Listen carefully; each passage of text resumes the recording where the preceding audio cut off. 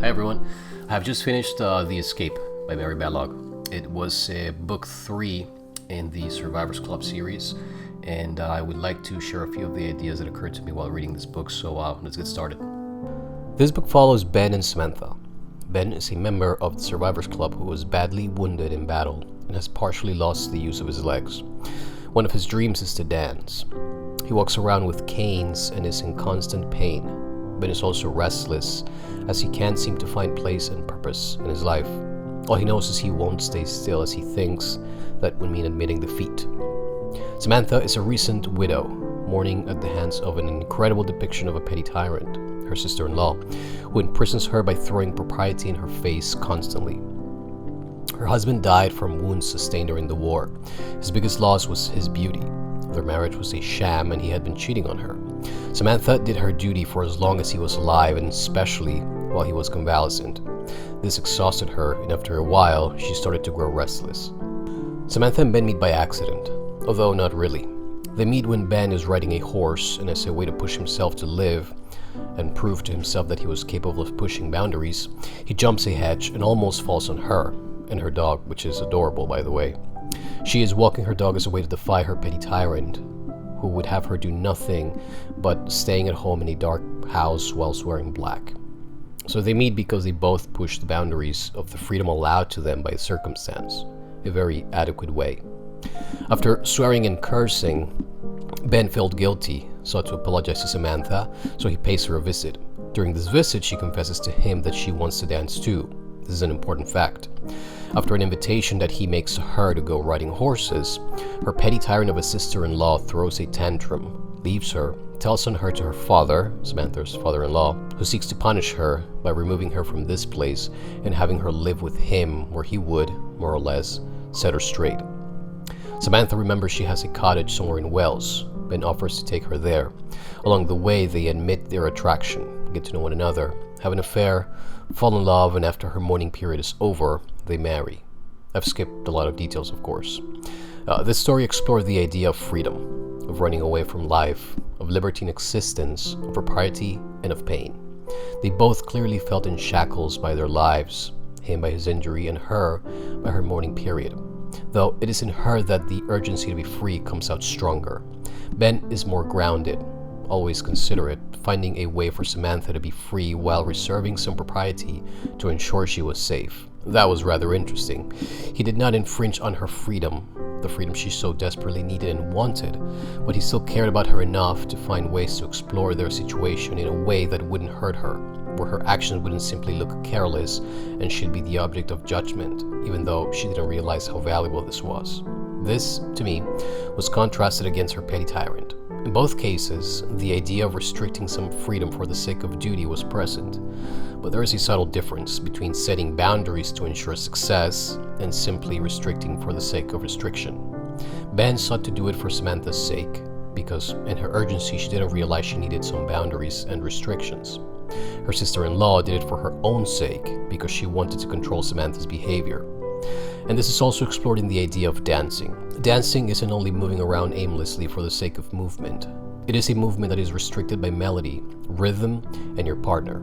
There is a proper way to be free, a gracious way that can create and expand on itself. There is the steps you learn to dance, to freely dance, but you ought to know the steps, otherwise you're not dancing, you're simply moving. The title of the story is also interesting, and this happens to both of them. They're both trying to escape something. Samantha is escaping her confinement, the tyranny that she's lived with for 6 years and that her in-laws were determined to keep her in. She's escaping shame and the pain that living with her ex-husband represented. Ben is escaping responsibility. He's allowed his brother to take control of his property. He's escaping admitting that he's injured, and they both do it in their own way. She's rebellious and feisty about any restrictions. He's proud about being able to walk and to tolerate pain. But then, at some point, there is a conversation that illustrates a very important idea. We bring ourselves wherever we go. We may all run away to Wales seeking to escape our lives, but we're not able to. We may escape from the pain that was caused in a specific location, but we still bring the pain. We still bring that person that was hurt or is hurting.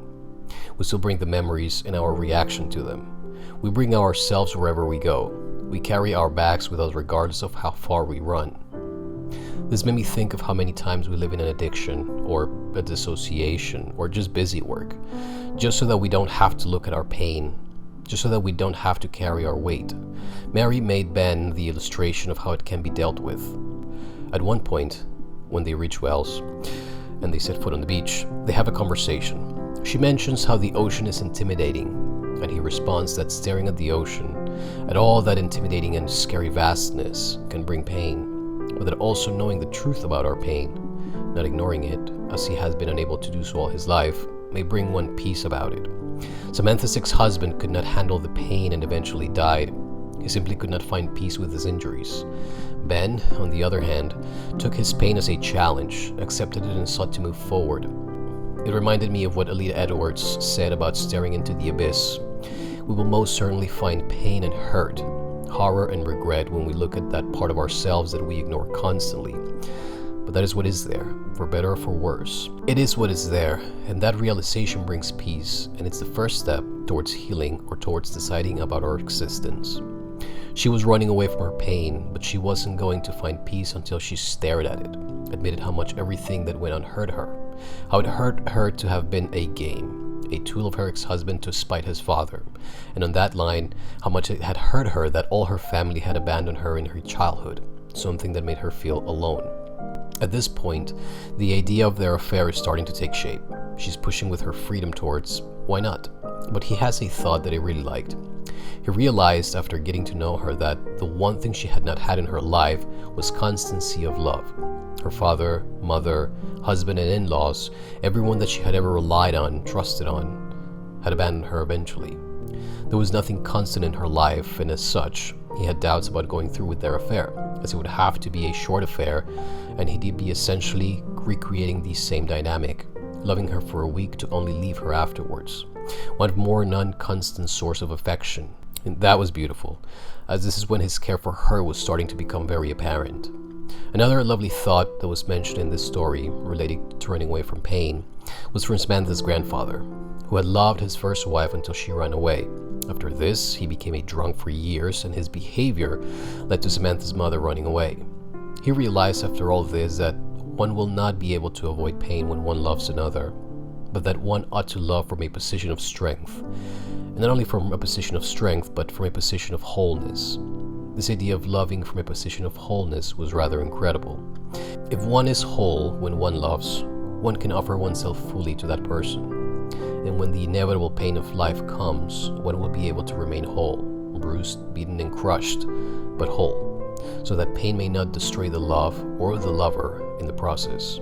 One ought to make the love one feels for someone and the one received by that person or the universe something that expands one's existence into being part of something larger, not something that comes to fill voids within. Not that one ought not to be independent within a relationship, or that things like affection or reassurances don't have a place. We will always have insecurities. But even admitting these insecurities, or staring at the sea, which are part of one's wholeness, should be made conscious so that pain won't entirely break us when it rears its ugly head in our lives. Overall, this was a lovely story, I think. It explored several concepts of freedom, pain, constant pain, purpose, tenacity, humility, as by the end, Bennett finally admits that he's not like everyone else and accepts a wheelchair, thus gaining mobility, and most interestingly, the purpose of liberty. Not just freedom and libertine behavior, because you live only once, so you should do whatever pleases you, but of liberty, which grants the same freedom but carries with it the recognition of responsibility, of boundaries, of limitations, which aren't incompatible concepts. This idea was beautifully illustrated at the end when they do finally get to dance. But in order to be able to do it, they had to find their own little place and their own specific pose that allowed them both to dance with one another. By accepting a limitation, they found their way to be free from what was holding them back without actually running away from themselves. Thank you guys for watching that. I'll be moving on to the next one, and I'll see you guys next time. Bye-bye.